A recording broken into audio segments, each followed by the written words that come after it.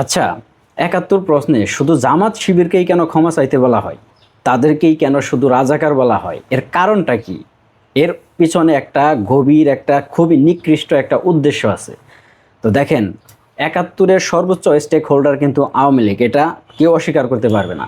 সেই আওয়ামী লীগের দ্বারা যে রাজাকারের লিস্ট প্রকাশ করা হয়েছিল, সেখানে আওয়ামী লীগই সবচেয়ে বেশি রাজাকার, তারপর বিএনপি, তারপর জামাত।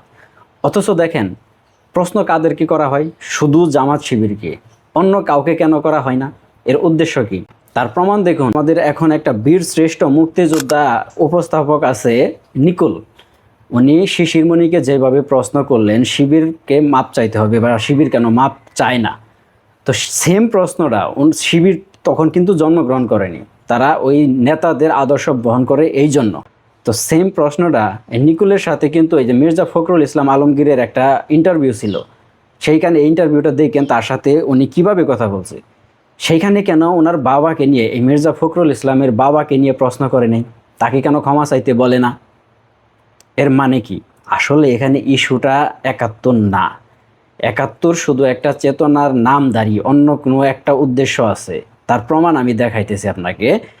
এই ডক্টর জাহেদ, এই জাহেদ লোকটা, তিনি বলতেছে শিবির ব্যক্তি হিসেবে কীরকম সেটা তার দেখার বিষয় না, তার দেখার বিষয় তারা কোন মতাদর্শ বহন করে। তো তারা তো ভালো মতাদর্শ বহন করে। ৭১-এর যে আশা আকাঙ্ক্ষা চিন্তা চেতনা নিয়ে, মানুষের যে ইচ্ছা নিয়ে ৭১-টা হয়েছিল, মুক্তিযোদ্ধা হয়েছিল, তারা কি ওইটার বিপরীতে কোনো কিছু বহন করে? দেশকে অন্য কোনো কিছু করতে চায়? সেটাই তো করে। তারপরেও তার কাছে এটা মেইন জিনিস না। তিনি ডাইরেক্টলি বলে দিয়েছেন যে জামাত শিবির, জামাত যদি ৭১-এ যুদ্ধও করতো, তারপরেও তিনি এটাকে মেনে নিতেন না বা এই জামাত সাপোর্ট করবেন না।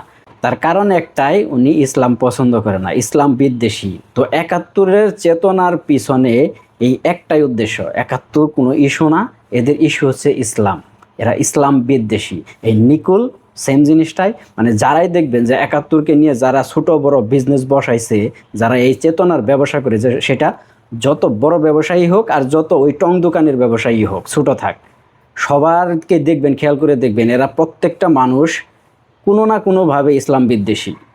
হয় বাম ধারার, যে কোনোভাবেই, পোশাক আশাকে যে কোনোভাবেই এরা ইসলাম বিদ্বেষী। ডাইরেক্ট আর ইসলাম বিদ্বেষী বক্তব্য দিলে বাংলাদেশে এটা খাটবে না, মানুষ অন্যভাবে নেবে। এই জন্য এটাকে একটা মুখোশ বানাইয়া, এই ৭১-কে মুখোশ বানাইয়া ইসলাম বিদ্বেষী সব কথাবার্তা বলে। এটাকে ইসলাম দমিয়ে রাখার একটা হাতিয়ার, তাছাড়া অন্য কোনো কিছু না। দেখেন, রাজাকার বা স্বাধীনতা বিরোধী আরও অনেকেই আছে জামাতের বাহিরেও, তাদেরকে কখনোই প্রশ্ন করে না।